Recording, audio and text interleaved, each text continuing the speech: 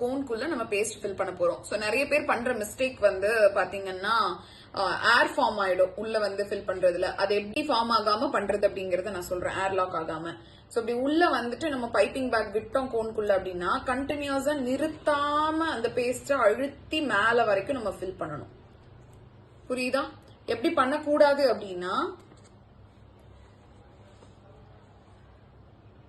இப்படி வச்சுட்டு கொஞ்சம் பேஸ்ட் அழுத்தி விட்டுட்டு அப்புறம் திரும்ப கொஞ்சம் பேஸ்ட் அப்புறம் கொஞ்சம் திரும்ப பேஸ்ட் அப்படி பண்ணும்போது இங்க பாத்தீங்கன்னாலே உங்களுக்கு தெரியும் இடையில வந்து பாத்தீங்கன்னா ஏர் ஃபார்ம் ஆகும்.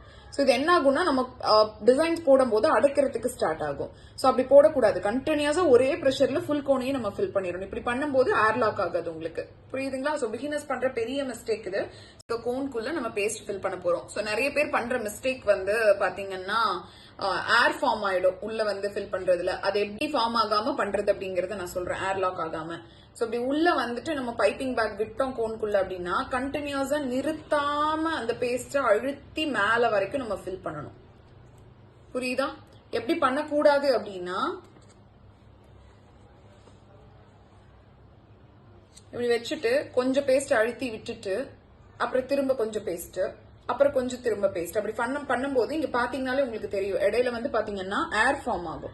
சோ இது என்ன ஆகும்னா நம்ம டிசைன்ஸ் போடும்போது அடைக்கிறதுக்கு ஸ்டார்ட் ஆகும். சோ அப்படி போடக்கூடாது. கண்டினியூஸா ஒரே பிரஷர்ல ஃபுல் கோனையும் நம்ம ஃபில் பண்ணிடணும். இப்படி பண்ணும்போது ஏர் லாக் ஆகாது உங்களுக்கு. புரியுதுங்களா? சோ பிகினர்ஸ் பண்ற பெரிய மிஸ்டேக் இது. சோ அதனால டிசைன்